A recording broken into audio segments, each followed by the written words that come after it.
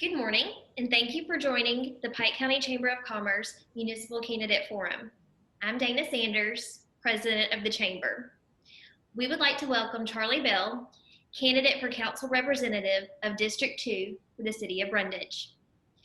All the questions we ask have been submitted by members of the Pike County Chamber of Commerce, and I'm the only one that knows which questions were selected. Each candidate will be asked the same questions in the same order as their opponent. And now for the guidelines. You will have 60 seconds to introduce yourself, and you will have 90 seconds to answer each question. When you have 20 seconds remaining, I will hold up a yellow card. And when your time is up, I will hold up a red card. If you would like, I can repeat a question. Just ask me. At the end, you will have 60 seconds for a closing statement. Brundidge City Council candidate Charlie Bell, thank you so much for joining us. Please take 60 seconds and introduce yourself. My name is Charlie Bell. I've lived in Brundidge since 1994, and there's a lot of people running for office for a lot of different reasons. I did not really want to run for office, but I have tried dealing with the city government, city hall, and really haven't got any answers or action to my satisfaction. So I figured the best way to do it was not try to effect change from the outside, but from the inside, the city council. Do you support clawback provisions in economic development agreements? If not, why not? And if so, what specific clawback provisions do you think are important? I didn't hear you, Dana, I'm sorry. It's okay. What kind of an act? Do you support clawback provisions in economic development agreements? If not, why not? And if so, what specific clawback provisions do you think are important? You said clawback, correct?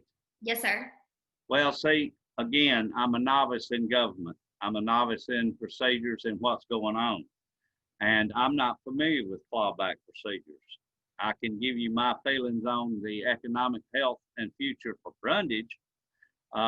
Yeah, we need all that we can get. For instance, we just got a CDBG grant for over $400,000 for our water and sewer system. You know, we need more of that. We need all the help from the state, federal government we can get as far as grants. Our streets right now are in poor disrepair, but we missed out on the DOT grant to repave the streets. So I don't know if that has anything to do with the question. As I said, I'm not familiar with the clawback. What specific measures would you take as a city councilman to try to make Brundidge a more attractive area for people to move? Well, see, I'm probably the 1% that would not believe in throwing good money after bad. I don't know how familiar you are with the history of Brundidge, but we had a program at one time. It was a 5, 10, 15, 20-year program to revitalize downtown Brundidge, to get people to shop and spend their money in town. And all we got out, we spent countless hours and money on that. And all we got out of it was a billboard on the north side of town and a billboard on the south side of town. I don't think we got much bang for our buck. So my feeling is we need to focus on industry, because the other day I walked down Main Street. I counted 31 stores. 22 of them were closed. They all had for sale signs. Some of them said, make an offer, price reduced. If you had every one of those stores with a business in it, who would be the customers to buy the goods and services that they were selling? You've got to get, to me, you've got to get industry in here, create jobs, and have a good, solid tax base, and grow the industry, and then grow your retail in downtown. The city has worked with the Chamber of Commerce and the school systems to establish a workforce development program at the high school level. In light of the fact that schools are governed by school boards and not the city council or mayor, What do you believe the role of city government should be in the establishment of workforce development strategies? Well, I don't know. You'd have to, I don't know what talks have been had, what meetings have been had. I don't know what discussion has been had. You would need to set up, say, a panel from the city and a panel from the school board, get together and find some common ground. I'm a firm believer in vocational education. I mean, it's like the commercials on TV say. You go to college, you spend $100,000, and then you can't find a job. And the guy goes to Wallace Technical School, spends 2 years, and is making $80,000 as an electrician when he graduates. So yes, I think that's definitely something that needs to be looked at and talked about.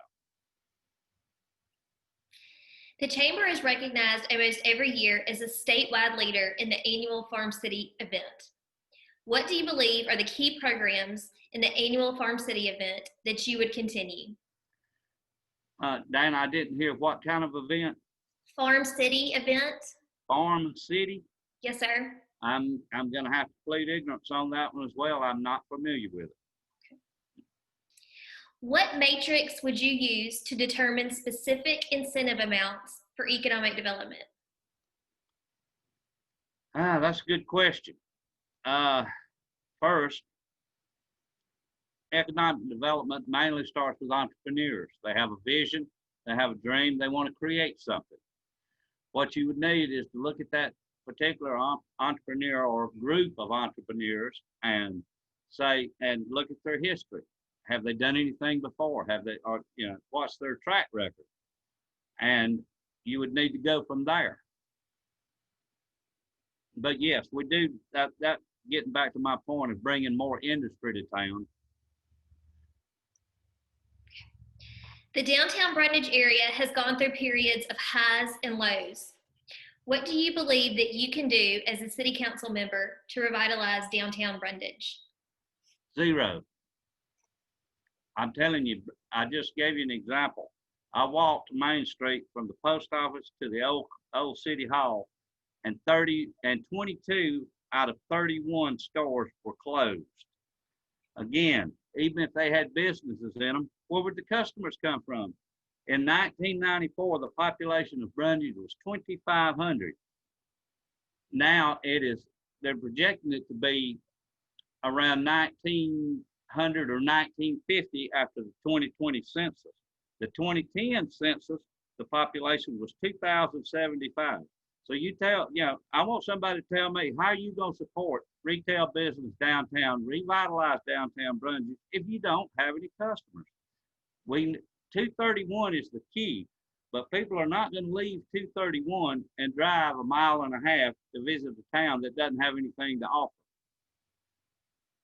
If you want, you've got to start on 231 as far as retail small businesses if you're going to revitalize downtown. The Pike County school system has been a leader in things like academy programs and dual enrollment.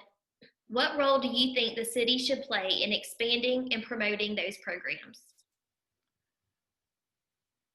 Again, with lack of experience and knowledge, I really don't know.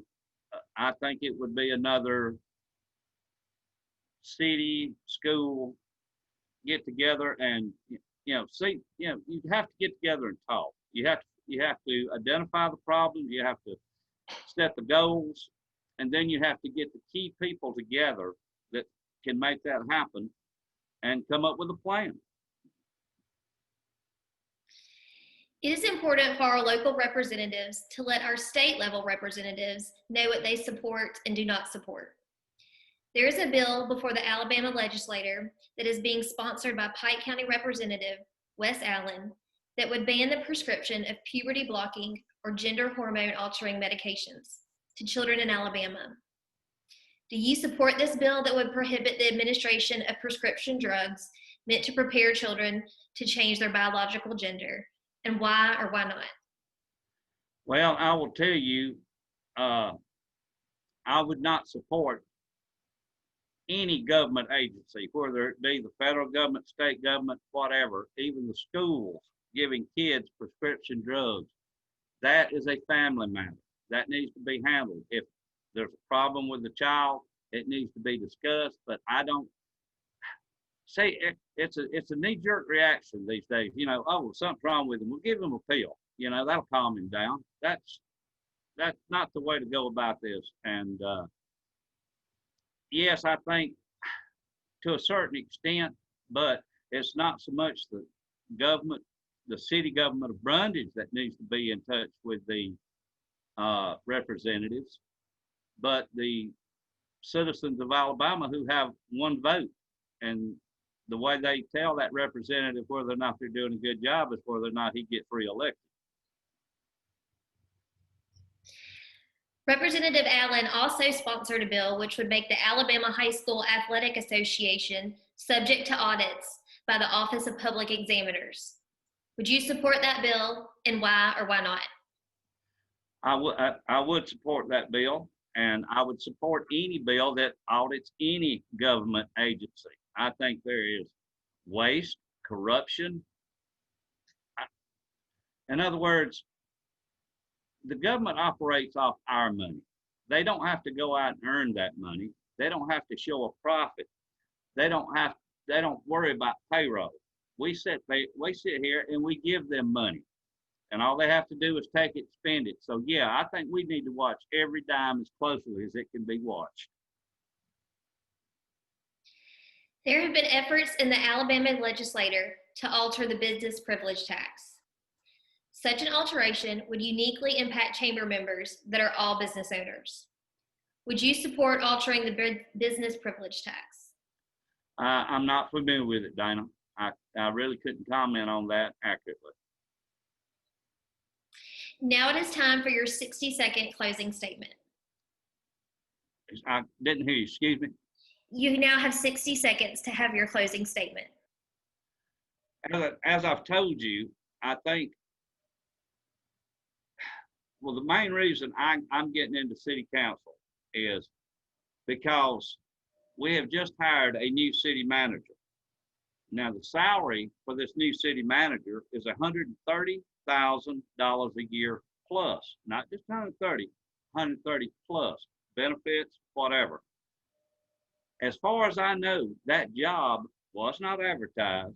They did not seek a qualified, experienced city manager, and they cannot tell me how he was chosen.